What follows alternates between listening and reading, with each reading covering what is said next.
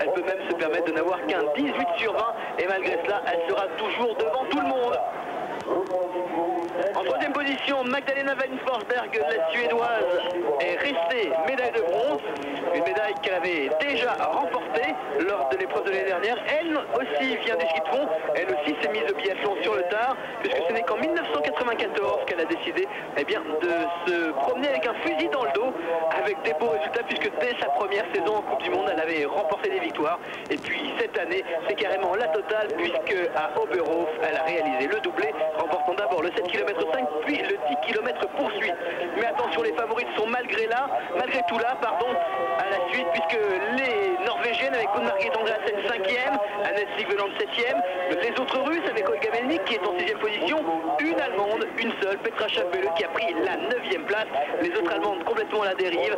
Simone Greiner-Petermann n'a pris que la 40e place, elle était leader de la Coupe du Monde, elle a finalement cédé son dossard jaune pour cette course à Magdalena Van Forsberg. Catherine Appel, la jeune Allemande, petite merveille de cette équipe d'Allemagne qui l'an dernier avait remporté 2 médailles d'or avec le relais allemand, puis la compétition par équipe. Et 42e, il faut dire qu'à son tir debout, elle avait commis 4 fautes. Quant à Uschi Diesel, elle est 13e.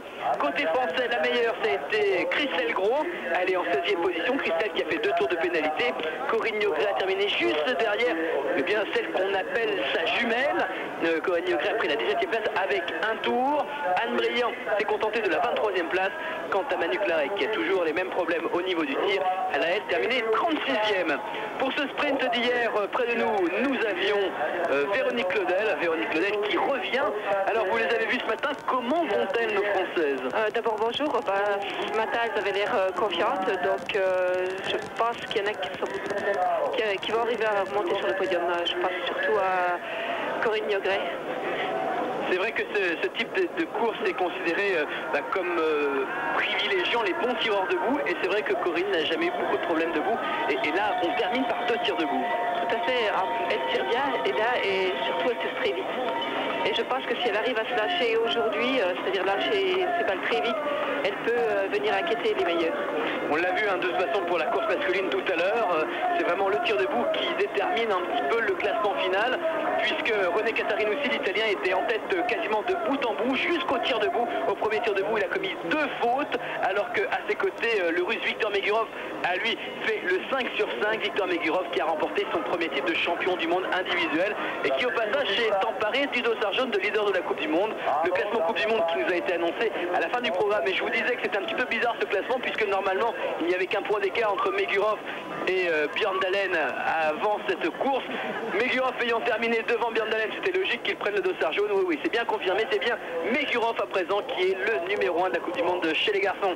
Chez les filles, il y a eu un changement hier également, puisque en terminant seulement 40e, le dossard jaune qui était sur les épaules de Simone Greiner-Petermann est parti sur celle de Magdalena Van Forsberg. Forsberg, ça va être quelqu'un à surveiller également. On se rappelle qu'Ellie Lammer, elle s'est lancée avec la 6e place, et finalement elle est montée sur le podium. Et oui, et en plus elle va vite en ski comme elle nous l'a montré hier, donc ça va être une course, je pense, très ouverte. C'est vrai qu'on a du très beau monde pour cette course, mais Olga Romashko, je le disais en ouverture, a une avance plus que considérable.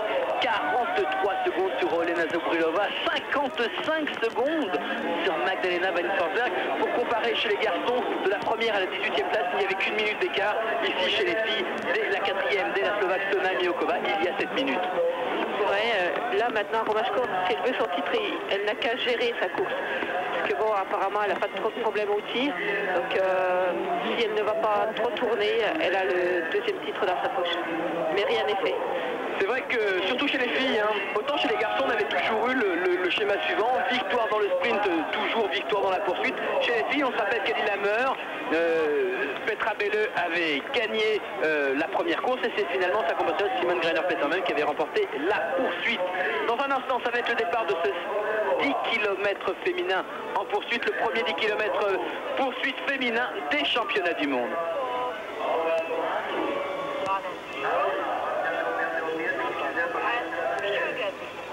Elle porte le dossard dossard numéro 1 parce que samedi, elle a remporté son deuxième titre consécutif de championne du monde de sprint. Il s'agit de la Russe Olga Romashko. Le départ va être donné dans un instant. Là, on est en train de décompter les toutes dernières secondes. Olga Romashko qui va avoir cette année 29 ans, c'est plus vraiment une gamine, et je vous le disais, qui a remporté son deuxième titre consécutif cette année, alors qu'elle n'est dans le biathlon que depuis 2 ans, que depuis 1995. Cette année, c'est vrai qu'elle a fait des apparitions. Elle avait remporté, elle avait terminé à la 3e place, pardon, du sprint de Ruhpolding. Elle avait terminé 3e également de la poursuite à Holmenkollen. Autant vous dire qu'elle marche très bien. C'est plus vraiment une révélation, c'est plus vraiment une surprise. À noter que lorsqu'elle avait terminé 3e à Holmenkollen, elle s'est lancée avec le dossard numéro 13. Elle avait commis à ce moment-là 5 fautes, 2 couchés, 3 debout. Là, on a eu un petit plan de coupe sur Sonami Okova qui est ici chez elle aujourd'hui. C'est pour cela qu'il y a vraiment beaucoup de monde là pour l'acclamer. Elle était 4e hier et c'est parti pour Olga Romashko. 4e, Sonami Okova à seulement 3 secondes du podium. Et vraiment, elle a pensé enfin monter sur ce podium qui lui avait déjà échappé à Anterselva en 1995 lorsqu'elle avait pris la 4e place. Cette fois-ci, c'était dans la distance supérieure du 15 km. Et là, vous le voyez, à droite, les secondes qui défilent. Et Olga Romashko, elle sera déjà bien loin avant qu'Olena Zubrilova s'élance. Tout à fait, on va encore 15 secondes avant que la deuxième ne parte. Tout va se jouer au tir encore maintenant, puisqu'il y a 20 balles quand même à tirer. Ça fait quand même possibilité de faire 20 fois 30 secondes de pénalité. Donc la course n'est pas gagnée, mais elle a pris une bonne option là. Et voilà, Olena Zubrilova qui part seulement maintenant. Mais attendez, il y a un problème parce qu'on la voit pas partir, Olena Zubrilova. Elle est partie. Partie déjà? Oui. Et Magdalena Van Forsberg également, avec juste derrière Sonami Okova. Et le public qui acclame la Slovaque. Et puis le reste, un coup de Margit Andreasen, Olga Melnik, Annette Sigveland. Là, c'est très serré de la 4e à la... Oui, on peut même... C'est très serré là, ça part quasiment toutes les 4-5 secondes. D'ailleurs, les Françaises vont partir à 4. Qu'elles vont plus tarder à s'élancer à présent. Je vous le rappelle, Christelle Gros, celle qu'on surnomme Kiki au sein de l'équipe de France, avec le dossard numéro 16, et puis Corinne Niogret, dossard numéro 17, qui elle est surnommée Coco. Et donc vous nous le disiez, un jumelle, pas physiquement, hein, parce qu'il y en a une qui doit avoir 20 cm de plus que l'autre, très brune, alors que Corinne est très blonde, mais vraiment la même façon d'aborder les courses, la même façon de vivre. Je pense qu'elles sont allées à la même école, c'est surtout ça, elles sont de la même région, et puis Christelle a commencé quand Coco donc, avait déjà une certaine expérience, un certain palmarès, donc Kiki copie un peu son aîné, quoi. C'est pour ça, je pense qu'elle se ressemble énormément. Les départs qui se continuent, Hildegunn, Fossen Mikkelsplass qui était bien jusqu'au dernier tir, elle est à 2 minutes 06 déjà. Sans vous dire que là quand même ça va être plus difficile de revenir sur Olga Romashko. C'est vrai que chez les garçons on a vu Victor Megurov qui portait le dossard numéro 12 finalement s'imposer, mais il n'y avait pas tant d'écart que ça. La 42 secondes imaginez entre la première et la deuxième. En plus quand c'est la première, quand c'est Olga Romashko qui est la meilleure, on peut le dire, l'une des meilleures skieuses cette année, hein, l'une des plus rapides à chaque fois, ça va être très dur. Manu Claret qui part seulement maintenant à 2,36. Manu Claret qui a besoin de retrouver son tir. On souhaite que pour le 15 km, ça se passe un petit peu mieux, qu'elle soit un petit peu plus précise. C'est vrai, le haut tir, on n'est jamais, c'est pas quelque chose de constant, c'est pas comme en ski où on acquiert un certain niveau et on le garde toute une saison. Là, on ne sait pas d'un jour à l'autre, on peut perdre complètement toute notion de tir. Et après, on n'a plus confiance et c'est de pire en pire. Et voilà les 45 sélectionnés pour cette poursuite Tozerby, deuxième étape des championnats du monde deuxième épreuve des championnats du monde 1997 de biathlon sont partis. 45 au départ, la dernière à s'élancer, c'était Martine Albert, la Canadienne qui participe à ses deuxièmes championnats du monde. Elle était présente à Antol Santerselva en 1995.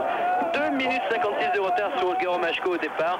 Ça veut dire que elle, son but, ce sera de gagner des places mais il ne faut pas rêver, surtout que Martin Albert, bah, c'est pas une star quand même. Alors que dans le queue de peloton, il y a du beau monde, hein. Liv Gretschelbred, la norvégienne, Simone Greiner-Peter même, on l'a dit, et puis Myriam Bédard, la canadienne, la double championne olympique de Lillehammer.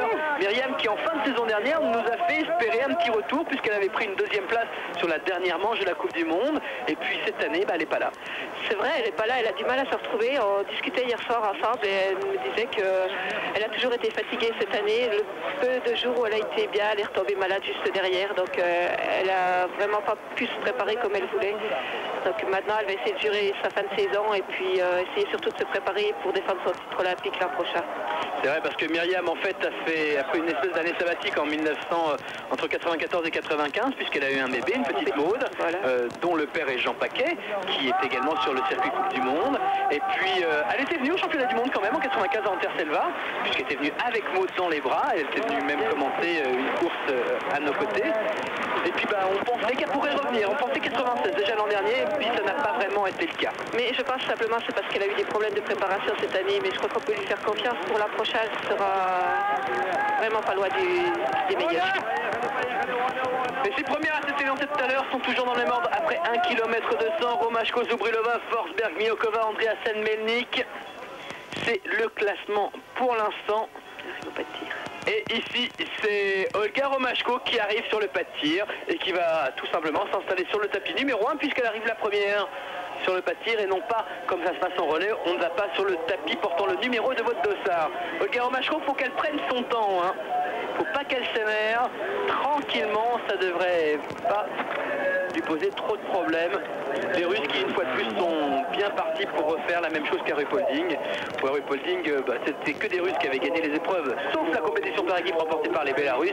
Et chez les filles, Olga Romashko s'était imposée alors que Olga Melnik avait terminé deuxième du 15 km derrière Manu Claret. Olga Romashko, tir couché, 5 balles. La moindre faute, c'est un tour de pénalité. Elle a tout le temps. Hein. Oui. Là, il faut qu'elle gère, elle n'a pas à défendre, donc en plus apparemment ça tombe, donc elle va prendre confiance. Et là, repartant avec un sac, elle a de plus en plus la médaille en poche. Voilà, autant dire que ça se présente pas très bien pour celles qui vont venir derrière. Avec celle qui arrive derrière, Magdalena Weinforsberg qui a repris les 7 secondes qu'elle avait de retard sur Olena Zubrilova, pardon, les 13 secondes qu'elle avait de retard sur Olena Zubrilova. Et Sona Miokova qui s'installe elle aussi. Attention, Magdalena Weinforsberg vient de s'installer au tapis numéro 1, ce qui n'est pas un problème là-dessus parce que normalement la cible numéro 1 est relevée. Donc pas de problème. C'est l'avantage que vont avoir ces filles là maintenant, c'est qu'elles peuvent former un paquet pour revenir sur comme en vélo, pour revenir sur une échappée, c'est peut-être plus facile à plusieurs. En tout cas, Forsberg, elle est bien là, pas une faute pour l'instant. Attention, Forsberg qui va quitter le pas de tir sans une faute et voilà. 5 sur 5 pour Forsberg. Olga Melnik a commis une faute de son côté. Zubrilova qui prend son temps pour lâcher ses balles. Aucune faute pour Olena Zubrilova non plus. Et Miokova également qui quitte le pas de tir sans faute. Ça tire très bien, ça tire très vite. Alors que Sigmeland et Diesel vont tourner. Melnik également. Et là les Françaises elles sont installées normalement. On va essayer de suivre. Elles sont juste devant nous là-bas. À la 15 et à la 18. Christelle Gros qui va faire un tour. Corinne qui pour l'instant va faire un tour également. Un tour pour chacune des deux Françaises. Coco, c'est sur sa dernière balle qu'elle rate la cible et Christelle aussi d'ailleurs. On a vu Anne Briand également, elle qui fait le sans faute, Anne Briand. Elle a mis 44 secondes sur le pas de tir. De toute façon, celle qui est loin devant tout le monde, c'est Olga Romashko, alors que Manu Claret vient d'arriver à son tour sur le pas de tir. Elle est à la cible numéro 6, alors qu'on suit Olga Romashko. Manu qui est en position à présent.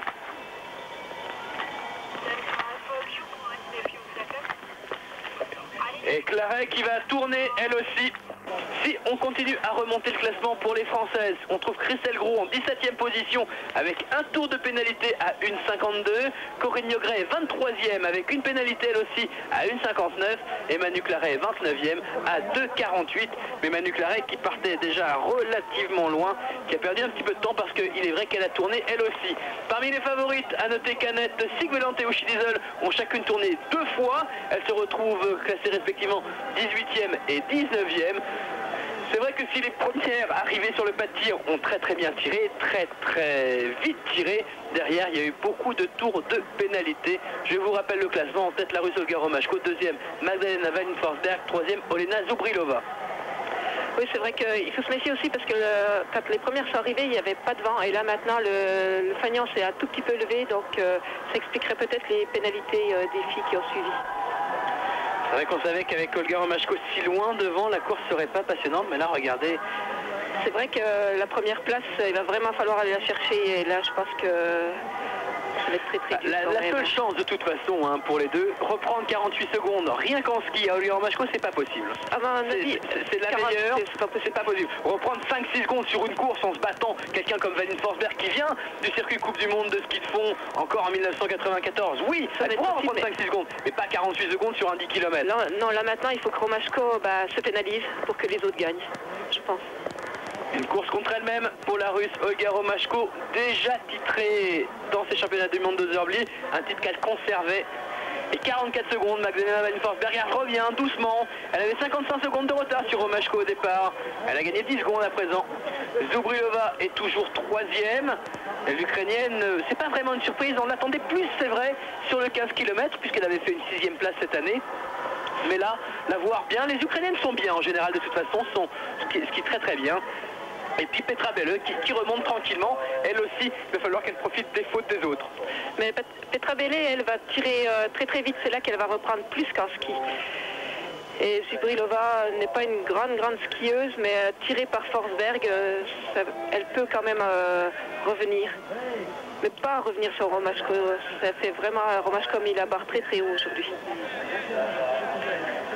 En tout cas, ce classement que vous voyez, et que je vous rappelle à l'issue du premier tir, Olga Romashko en tête, 47 secondes d'avance sur Magdalena Wallin-Forsberg, la Suédoise, leader de la Coupe du Monde grâce à sa 3e place dans le sprint de samedi. 3e place pour Olena Zubrilova, l'Ukrainienne, qui n'a pas commis de faute non plus à son tir couché.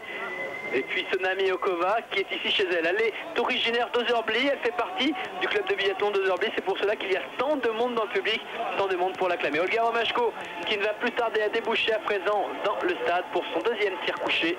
La voici qui arrive, Olga Romashko. Donc elle peut gérer, c'est surtout sur le tapis qu'il faut qu'elle gère, c'est surtout là qu'il ne faut pas qu'elle s'énerve, qu'elle prenne son temps pour lâcher ses balles.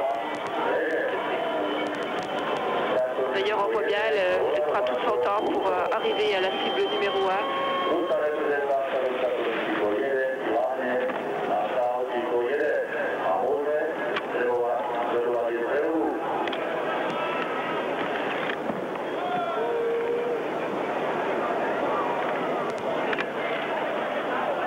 Olga Romashko, tir couché.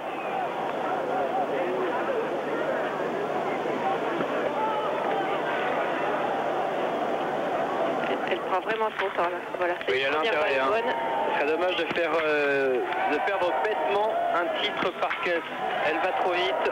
C'est vrai qu'elle n'a plus à attaquer puisqu'elle a largement le temps. Elle a seulement et ben voilà, encore une fois 5 sur 5. Alors c'est vrai que là, Magdalena Wallin-Forsberg et Olena Zubrilova arrivent au même moment, mais elles voient, parce que là elles ont eu le temps de voir que Romashko n'avait pas commis de faute. Donc grosse pression quand même là, parce qu'elles sont à la traîne, il faut qu'elles remontent. Sona Miyokova qui rentre elle aussi dans le stade. C'est vrai que là maintenant elles n'ont pas le choix, elles doivent faire le 5-5 si elles veulent encore revoir Romashko. Et Romashko qui me fait un petit peu penser à Anfisa Retsova, qui elle aussi venait du ski de fond, qui avait été championne olympique avec le relais soviétique en 88, et qui est arrivée sur le circuit Coupe du Monde, à un moment où il est vrai on skiait beaucoup moins vite, et elle pouvait se permettre de faire beaucoup de fautes, elle restait parmi les meilleures. C'est ça la différence, c'est que Retsova tirait très mal elle, alors que Romashko, en un an ou deux, elle s'est mise à un niveau très élevé. Zubrilova qui a bien tiré, mais Forsberg qui a un problème, qui a perdu l'une de ses balles, qui a été obligé d'en prendre une sur l'un de ses chargeurs de réserve.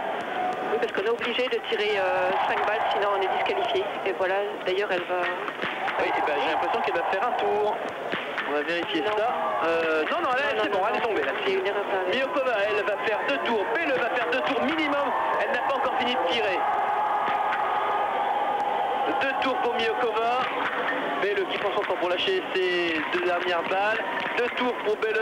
Gunn-Margit Andreasen, la Norvégienne, partie avec le dossard numéro 5, qui va sans doute réaliser le sans faute. C'est bon pour Gunn-Margit Andreasen, qui va revenir. Elle est donc en 3e position à la sortie du pas de tir a priori. Un tour pour Stacy Wooley, l'américaine. Et Corinne Niogret est en position sur le tapis. De même qu'Anne Briand. Anne Briand sur la cible numéro 11. Anne Briand qui va faire un tour. Pour l'instant, un tour pour Anne et Coco qui, j'ai bien peur, va faire... Ah non, c'est vrai qu'elle a Corinne tiré, elle. Et Christelle aussi installée sur le fait de tir à la cible numéro 21. Pour l'instant, c'est bon. Corinne qui fait le sans faute, 5 sur 5. Baramudina qui fait 5 sur 5 aussi. Christelle qui va faire un tour. Sigveland 2 tours. L'arrivée de Manu. Baramudina qui fait le sans faute. Et le classement qui est donc le suivant après le 2e tir à demi-parcours. Olga Romashko qui est en tête, 42 secondes d'avance sur l'Ukrainienne Olena Zubrilova. Magdalena Valinsforberg est en 3e position à 56 secondes. Gunn-Margit Andreasen est à 30 secondes du podium pour l'instant, la Norvégienne. Puis on trouve Nadejda Talanova qui fait son retour sur le biathlon. Ekaterina Dafovska est 6e et les Français Un peu pour Nani.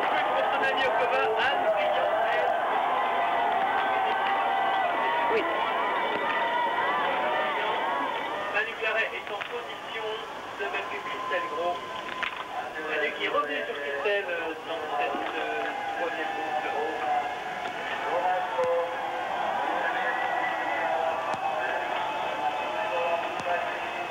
Manu 2 sur 2 également pour Christelle Gros. 3 sur 3 pour les deux Françaises. Tout bon pour Christelle Gros qui se bat sans faute. Juste devant Simone Feiner-Petermann, l'Allemande. C'est le classement provisoire. Et voici la bagarre pour la seconde place. C'est peut-être la bagarre la plus intéressante dans cette course. C'est les deux seuls qui vont faire quelque chose pour être vraiment sur le podium. Romashko est quasiment intouchable. Olena Zubrilova est en train de se faire rejoindre par Magdalena Valinsforberg dans cette montée. Oui, on va suivre ce match-là, puisqu'apparemment, si Romashko ne fait pas de faute au prochain tir, ma foi, elle a gagné.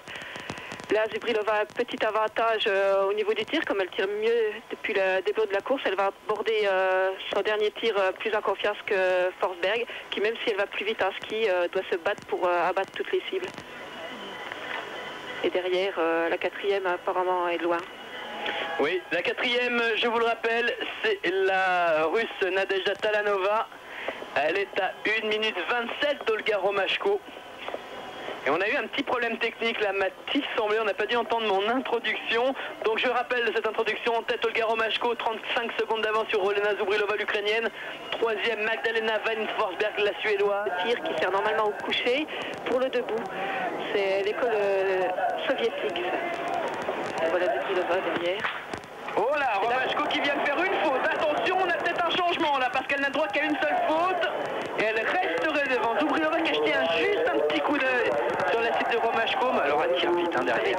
Oh là là, ça tire très vite. Le temps que Zubrilova tire, je pense que Romashko aura le temps de faire son tour. On va surveiller de près, mais là elle n'a plus le choix, il faut qu'elle fasse 0. C'est bien parti, mais... Encore une. Voilà, grand-chose entre Zubrilova et Romashko. Et on voit Romashko qui est dans son tour de pénalité et qui va sortir derrière Zubrilova ou juste en même temps l'Ukrainienne associée à la Russe. Et Forsberg également est là. Fait 0, c'est peut-être elle qui va être la plus dangereuse. Oui, Zubrilova. Regardez, la voici, Olena Zubrilova, elle est en tête à présent. Olena Zubrilova, bien voici ce changement qu'on n'attendait peut-être pas, mais elle a vraiment pris trop de temps pour tirer Olga Romashko et en plus elle a commis une faute. Là, ça va être une belle bagarre maintenant parce que les trois sont très rapides. Magdalena Valinsforberg qui va faire un tour supplémentaire. Dafovska sans faute et Katerina Dafovska, médaillée de bronze à Anterselva dans le 15 km. Un tour pour Andreasen, un tour pour Diesel, sans faute pour Melnik. Miokova qui vient de faire une faute, Niogret qui tire très bien. Corinne qui serait autour de la 7e place a priori. Peut-être oui, elle va pas tourner encore. Doit être 9e. Zubrilova qui est toujours devant. Belle sans faute, Niogret sans faute. Eh bien, voilà devenir championne du monde pour la première fois de sa carrière. Magdalena Wallin-Forsberg qui lâche tout le monde en ski. On la savait rapide, on ne pensait pas qu'elle pourrait revenir sur Olga Romashko, mais cette dernière a peut-être été trop présomptueuse, trop sûre d'elle. Elle a peut-être trop voulu gérer sa course, mais c'est vrai, 40 secondes d'avance, c'est quasiment 2 tours. C'est un tour 3/4 de pénalité. On pensait qu'elle serait inrejoignable. Eh bien, non seulement elle a été rejointe, mais en plus elle est lâchée par tout le monde. Et a priori se contentera de la médaille de bronze. Regardez Magdalena Wallin-Forsberg, extraordinaire, qui est en train d'attaquer là la toute dernière boucle. Il y a le petit pont et puis l'épingle à cheveux juste avant la ligne droite de l'arrivée. Magdalena Wallin-Forsberg qui s'est mise au biathlon, on vous l'a dit, en 1994 seulement, après une carrière correcte au sein de la Coupe du Monde de ski de fond spéciale. Et la voici qui en termine. Ça va être la 5e là qu'elle le connaît, puisqu'elle est 5 tours à la fait au total. Elle est 4e, Uschi Diesel. 5e, c'est Olga Melnik. La 6e place pour Ekaterina Dafovska. 7e, Gunn-Margit Andreasen. Et 8e, c'est la première française, Corinne Niogret. Un beau retour pour Corinne qui était partie avec le dossard numéro 17, même si le plus beau retour est à mettre à l'actif d'Ekaterina Dafovska, dossard 19, et qui termine à la 6e place. Ici, c'est Petra Schaaf-Belle, 9e au départ, 9e à l'arrivée. Petra Schaaf qui a tourné 2 fois à son tir reprise, elle. Bon retour quand même d'Uschi Diesel, hein. 5 tours, 5 fautes, et elle est 4e. Il est vrai relativement loin du podium, hein, puisque elle est à près d'1 minute 10 d'Olga Romashko, mais malgré tout, belle performance en la 21e place.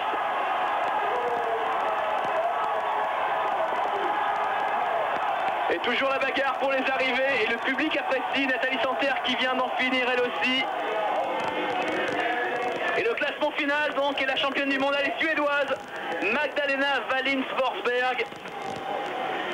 Elle devance de 5 secondes l'Ukrainienne Olena Zubrilova. Olga Romashko est 3e à 18 secondes avec un tour de pénalité. A noter qu'on va retrouver exactement les mêmes sur le podium qu'hier, mais dans l'ordre inverse, puisque Romashko avait gagné devant Zubrilova et Forsberg. Cette fois-ci, c'est Forsberg qui gagne devant Zubrilova et Romashko. 4e place Uschi Diesel, l'allemande. La française Corinne Niogret est la meilleure pour l'équipe de France. Elle est 8e. Corinne, qu'on attend également sur le 15 km, ne pas oublier qu'en 1995, c'est elle qui avait remporté le titre en Santerre-Selva. Et c'est vrai que cette course, c'est vraiment la course pour Corinne, parce qu'elle tire vite et bien, donc elle arrive toujours à reprendre l'avantage sur les autres concurrentes. Et là... Parmi les énormes déceptions, Annette Sigveland, elle était partie avec le dossard numéro 7, elle ne termine que 26e. Il faut dire qu'elle a été visiter le lac des pénalités à 6 reprises. Nathalie Santerre, partie 18e, termine 29e avec 7 tours de pénalité. Et Nathalie, avec 7 tours de pénalité, elle a quand même été relativement vite, hein. Elle est toujours aussi rapide. Elle s'est bien remise de son accident de l'intersaison parce qu'elle a été relativement vite alors qu'elle a tourné. Elle en a fait elle a fait combien de kilomètres de plus? Elle a quasiment fait 2 km de plus. Hein. Eh oui. Quasiment 2 km de plus que les autres. Et elle arrive quand même à se classer relativement bien quand même. Elle n'est pas dernière. Lemèche complètement à la dérive. 8 tours de pénalité. Elle est 30e alors qu'elle avait, vous l'avez vu, le dossard numéro 8.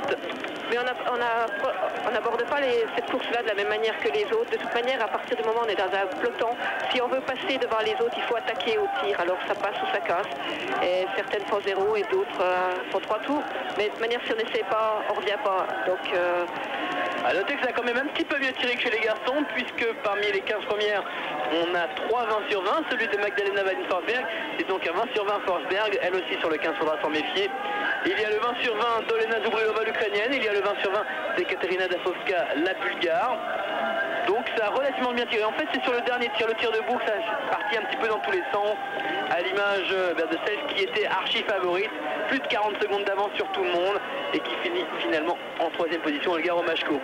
A noter qu'une information sur ces championnats du monde, c'est que les Norvégiennes qui étaient si fortes en Coupe du Monde passent pour l'instant un petit peu à côté, les Allemandes également, et que la seule nation très forte qui est présente là où on l'attendait, ce sont les Russes, et bien évidemment, mais c'est pas une nation, elle est toute seule, Magdalena Wallin Forsberg, le leader de la Coupe du Monde, qui vient de remporter ici sa première médaille d'or, puisque par équipe, la Suède n'a jamais rien gagné. En tout cas, Magdalena Wallin Forsberg n'en faisait pas partie à l'époque où il y avait des médailles suédoises chez les filles. Et bien voici son premier titre, une médaille d'or sur cette poursuite d'Oserby, la première de l'histoire du biathlon féminin en championnat du monde, puisque c'est une nouvelle épreuve introduite cette année par l'Union internationale de biathlon. Classement final, qu'on vous rappelle une nouvelle fois, victoire de Magdalena Wallin Forsberg, Olena Zubrilova est 2e, 3e Olga Romashko, Uschi Liesel est en 4e position, la seule allemande à sauver un petit peu les meubles. Puis on trouve Olga Melnik 5e, côté français, il faut aller jusqu'à la 8e place de Corinne Diogré qui a fait une belle remontée quand même. Oui, elle était partie avec le dossard 17, hein. Donc belle performance. Anne Briand est 12e avec 2 tours de pénalité. Même pour Anne, 23e, elle finit 12e. Ça aussi, c'est un beau retour pour Anne Briand. Ce qu'on souhaite vraiment pour les Françaises, pour Anne Briand, pour Manu Claret en particulier, c'est que ça les mette en confiance. Parce qu'on en a souvent parlé, on en parle régulièrement, quasiment tous les soirs. C'est le problème de l'équipe de France à l'heure actuelle chez les filles. Particulièrement pour ces deux filles-là, oui, voilà, c'est un problème de confiance au niveau du tir. Quand on fait des pénalités, on aborde la course suivante avec un petit doute. Donc c'est jamais bon. Et c'est vrai que là maintenant, quand on refait des tirs plus corrects, on n'a pas la même approche, on défend moins et en général ça passe mieux. Mais vous le disiez, hein, même au départ, on sent que Manu Claret n'est pas en confiance quand on la voit partir, quand on la voit skier dès le départ. C'est vrai, c'est plus la Manu de l'année dernière, elle a un petit quelque chose qui n'est pas passé cette année, mais il ne faut pas se faire trop de soucis, je pense que l'an prochain ça ira beaucoup mieux. Oui, on le souhaite, l'année prochaine, n'oubliez pas, il y aura les Jeux à Nagano, ça sera bien évidemment sur Eurosport. Tandis que Claudel, vous serez aux Jeux de Nagano. Parce que l'année dernière, quand même, je vous rappelle que vous avez accordé une interview à notre ami Yves Perret du Dauphiné, comme quoi c'était votre dernière saison, etc., etc. Et puis finalement, ben, vous êtes là, votre 10e championnat du monde. On a vérifié, vous étiez là à Chamonix en 88 hein, pour le premier championnat du monde féminin où Petra Pelleux avait tant brillé. Et donc c'est bien votre 10e championnat du monde, donc 3e Jeux Olympiques également. Je vais tout faire pour être aux Jeux Olympiques parce que c'est vrai que l'an passé, je ne démentirais pas, j'avais l'intention d'arrêter. Et puis bon, tout compte faire, réfléchir. Quitter ce milieu, c'était trop dur pour moi. J'ai décidé quand même d'essayer d'aller jusqu'aux Jeux Olympiques parce que c'est quand même une épreuve bien particulière et c'est dans 2 ans. Bon, je pense que j'ai encore les moyens de faire quelque chose de correct. Oui, mais maintenant c'est vrai que les années précédentes, il n'y avait pas vraiment de bagarre pour être en équipe de France féminine puisque vous aviez 6 places en général et vous n'étiez que 5 aux différents championnats du monde. Maintenant ça va être plus difficile parce qu'il y a Florence Lavret, bon, qui n'est pas présente ici parce qu'elle est tombée malade juste avant le début de la saison. Elle a eu une grosse mononucléose, donc elle a été mise au repos. On a Christelle Gros qui fait des résultats et on se demande si c'est pas quelqu'un qui aime bien les grands rendez-vous justement parce que dans les grands rendez-vous, elle fait des belles choses malgré tout. On a Delphine Eman qui est revenue également et puis toujours les inévitables, Corinne Diogré, Manu Claret, Anne Briand, vous-même, vous êtes 7 maintenant avec 6 places et puis on a vu qu'il y avait des juniors qui arrivaient aussi derrière. Mais de toute manière, on n'a jamais vu une équipe forte s'il n'y a pas beaucoup de monde à part des individualités, mais nous, ce qui va faire notre force l'an prochain, je pense que c'est justement d'être beaucoup, d'être à la bagarre. Et ce n'est que positif, je pense. Il va falloir se battre pour être au jeu et c'est bien, ce sera les meilleurs qui y seront. Voilà. Avec le moral que vous avez, moi je suis certain que l'année prochaine à Nagano, vous serez à côté de moi sur l'une des épreuves, si on a la chance d'y aller également. Donc voilà, c'est terminé pour cette poursuite féminine, ce 10 km.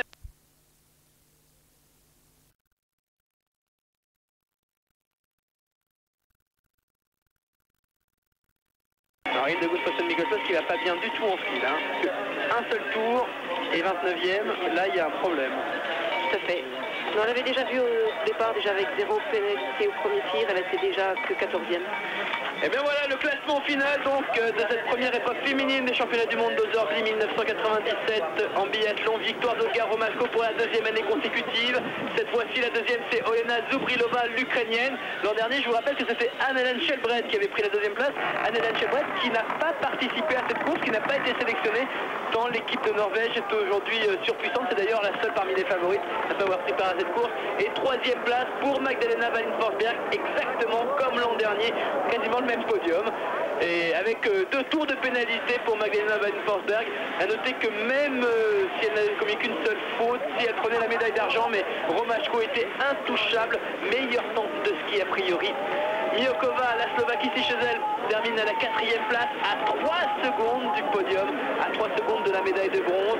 Gunn-Margrit Andreasen est en 5e position, juste devant Olga Melnik. Annette Sigeland est elle 7e. A noter au passage que Magdalena Van Forsberg s'empare du dossard jaune de leader de la Coupe du Monde, aux dépens de Simone Greiner-Peter même. Maintenant les résultats des favorites, Petra Bello est 9e, Uschi Liesel avec 4 tours est 13e. Avec, oui, a priori, elle était encore loin de Romashko, elle aussi, hein, c'est un super temps de ski. Le reste du classement avec la meilleure française, Christelle Gros, malgré 2 tours, elle est 16e pour ses premiers championnats du monde, c'est une superbe performance. Corinne Niogret est 17e avec une faute, Nathalie Santerre 18e avec 2 fautes, Andraja Grajic, la Slovène qui revient de blessure, est 22e avec 2 fautes, Anne Briand 23e avec 3 fautes, Galina Kukleva n'a pas été aussi vite qu'à son habitude, c'est vrai elle a fait 5 fautes, mais même sans faute elle était très loin d'Olga Romashko, puisqu'elle prend la 24e place.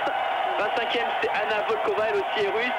Le reste du classement, on va vous en faire grâce, on cherche juste le nom des favorites qui auraient pu rater leur course. Donc Manu Claret 36e avec 4 tours. Liv Shelbred qui nous avait bien semblé pas mal à l'entraînement est 39e avec 4 tours. Devant Simone Greiner-Peter même, 5 fautes. Le leader de la Coupe du Monde qui ne prend que la 40e place. À noter que Catherine Appel qui à l'issue du premier tir était en tête durant très longtemps, mais qui a fait 4 fautes debout, elle est 42e. Myriam Bédard, la double championne olympique de Lillehammer, est 43e. Et la dernière qualifiée, la dernière à s'élancer demain pour la poursuite, ça sera Martine Albert, elle aussi est canadienne. Elle s'élancera avec 2 minutes et 56 secondes de retard sur Olga Romashko. Maintenant, on va voir s'il y a des favorites parmi les éliminés. Yu Chumei, la chinoise, surprise, Yu Chumei qui est rapide pourtant et qui a commis énormément de fautes, 6 tours de pénalité pour Yu Chumei qui a entre autres terminé 2e du 15 km d'Östersund. Le reste, pas grand monde. A priori, il n'y a que Yu Chumei qui fait vraiment les frais de la poursuite. Oui, sinon, c'est toutes des filles qu'on retrouve normalement à cette place-là, oui. Je pense que... C'est les places normales. Hein. Tout à fait, mais je pense que demain, il va y avoir du spectacle quand même, parce que quand on... Parce que... Mais Romashko, 42 secondes d'avance sur tout le monde, ça va être... je vois pas qui pourra la rejoindre, hein, parce que là, elle va partir. Il y a 4 tirs. Il y a 4 tirs, il y a 20 cibles à descendre. Donc c'est vraiment, c'est possible, tout est possible quand même, il faut voir. Oui, surtout que les écarts sont relativement serrés, toutes les filles vont se lancer à 3 minutes. 3 minutes, c'est pas grand chose quand même.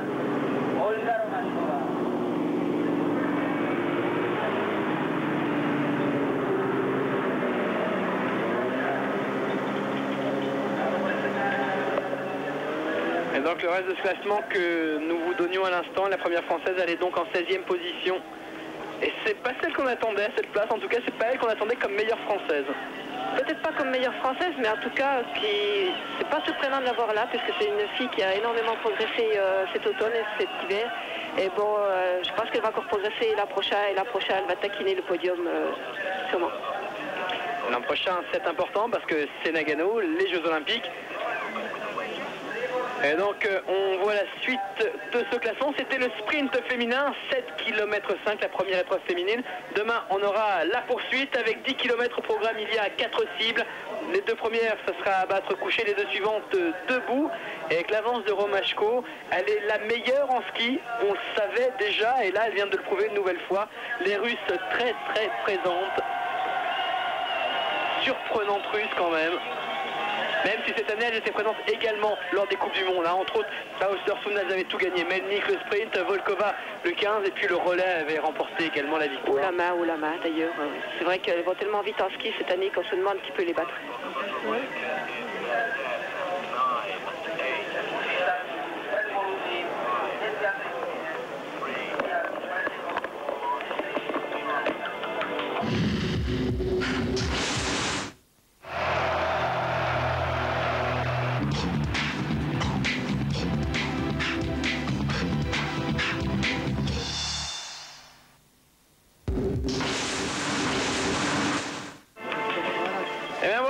Romashko a conservé son titre de championne du monde.